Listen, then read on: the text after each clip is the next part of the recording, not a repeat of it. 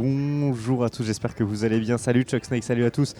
On a un peu galéré pour lancer ce live, mais c'est bon, on a sorti le routeur à l'extérieur du salon pour avoir une connexion décente et pouvoir vous proposer ce live ici à Saint-Hilaire-de-Riez au Wizard Furusato. Salut les gars, ça va ? Ça va très bien. Je suis aujourd'hui en plateau avec Noxito et Kios. Alors les gars, je vais vous libérer, profiter de votre petit quart d'heure et je vais recevoir normalement les années récré qui va venir discuter avec moi. A tout de suite les gars. À tout de suite. Et voilà, les années récré.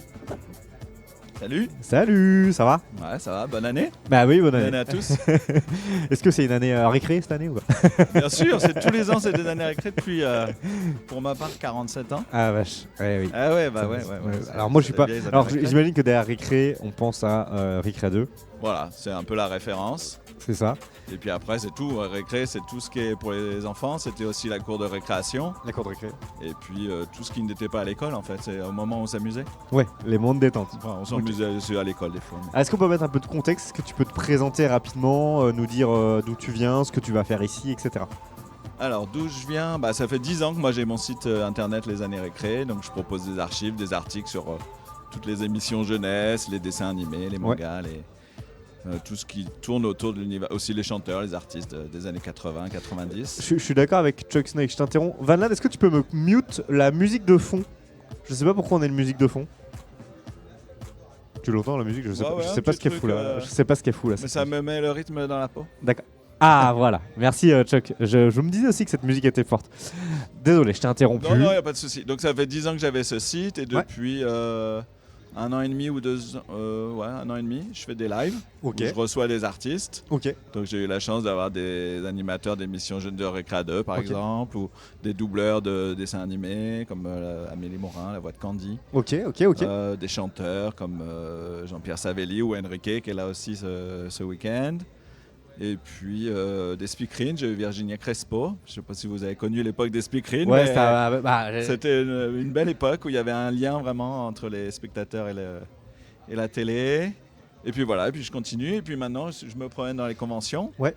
J'y étais d'abord en tant que spectateur. La dernière fois, j'y étais où je donnais un petit coup de main. Et puis là, cette fois-ci, on m'a invité et je vais proposer alors j'ai appelé ça un confé quiz. En référence au Confettis. C'est une conférence et un quiz. En fait, plutôt que de faire une heure d'exposé, je pose des questions avec des archives. D'accord, ok. Et puis, on va retracer l'histoire des émissions jeunesse. Donc, ça a commencé dans les années 60, au siècle dernier. Et puis, demain, ce sera l'histoire de l'animation en France. Ok. Donc là, on est encore plus que les années 60. Ouais, ça a là, commencé, je peux pas donner la première réponse parce que ce sera Ça sera le quiz. la première question. Là. Mais on va faire 120 ans d'animation en France. Ok. Avec 20 questions, 20 extraits, des archives rares. Et toi aujourd'hui, sur ton site, etc., c'est quoi, si on te suit, c'est quoi les actus ? Tu vas repiocher des anecdotes et des choses comme ça, ou tu suis le contemporain quand même un petit peu ? Il y a de tout. Par exemple, un des derniers lives que j'ai fait, c'était un challenge de dessin sur Noël. Ok. Donc j'avais des artistes contemporains qui ont fait des illustrations. On a une quinzaine, je crois. Donc 15 dessins. Donc les artistes qui viennent et qui commentent pourquoi ils ont choisi ce thème, leur technique et tout ça. Après aussi, il y a par exemple la série Cat Size sur TF1. Oui, Donc, forcément. je fais là, un tu fais le article lien. dessus. S'il y a un film, je sais pas, qu'est-ce qu'on a eu dernièrement, j'ai envie de dire Nicky Larson, Ouais. ça commence déjà à dater, mais quand il y a des choses comme ça, j'en parle. Là, il y a une émission qui va être consacrée à Dorothée Sur TF1, ouais. sur TF1 dans 15 jours, donc j'ai déjà fait un article. Et puis après, je parle aussi, par exemple, j'ai fait un article sur Gros Quick. Ok. Ouais, d'accord. Sur le La personnage. mascotte de Nesquik, mais c'était dans les années 80, parce que maintenant là, c'est un il- lapin. C'est ça. Fini Gros Quick. Donc voilà, je parle des vieilles choses, mais aussi des choses récentes, et puis aussi de la relation entre hier et aujourd'hui.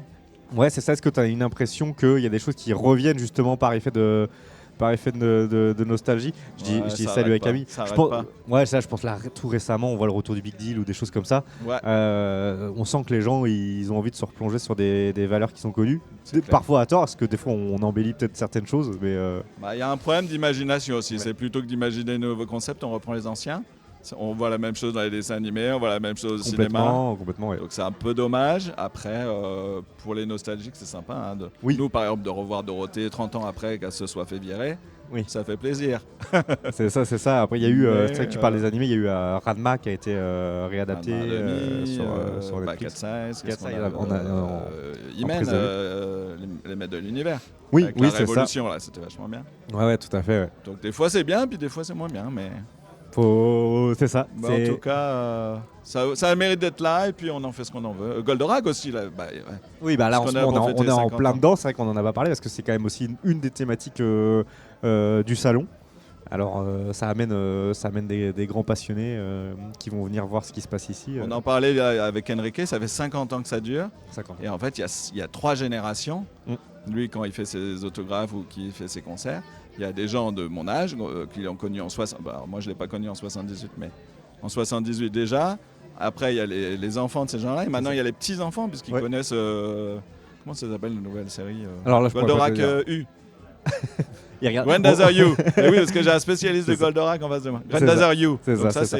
Merci Grunky pour le follow. Ouais, c'est ça, complètement. C'est vrai que il y a des animes, des mangas qui traversent comme ça les générations, qui vont parler à différentes personnes.